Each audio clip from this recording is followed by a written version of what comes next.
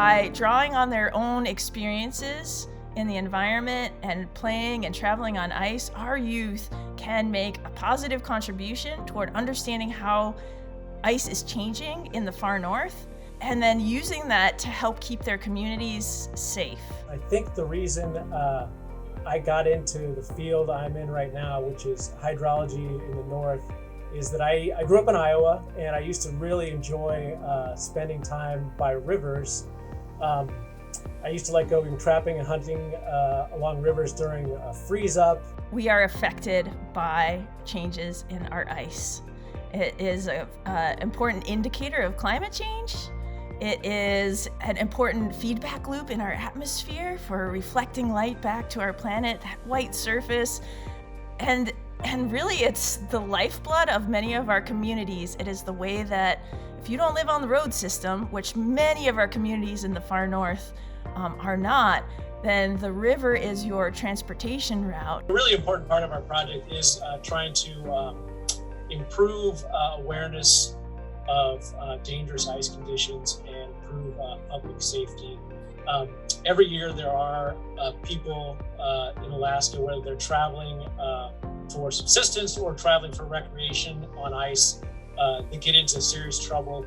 And particularly because kind of the freeze up season is becoming longer over time, and there's kind of a longer period where people can't safely travel by boat or by snow machine or vehicle on the ice.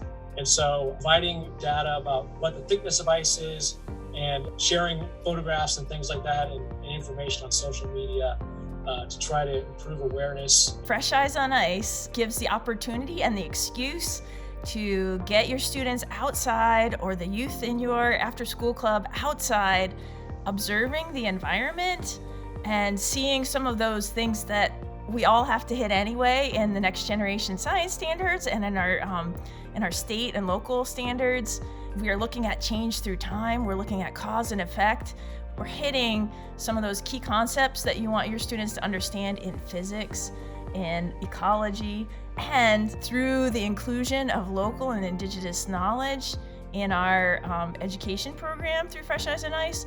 We're also hitting some of the key cultural standards for educators, schools, and curricula. We have different community monitoring teams, which are basically a teacher and their students, and then hopefully a local scientist in the community, which could be an elder or some other expert, getting them out and actually just taking measurements of ice thickness and snow depth monthly basis, and then reporting those data to us, and then we actually report them to the Weather Service and share them more broadly.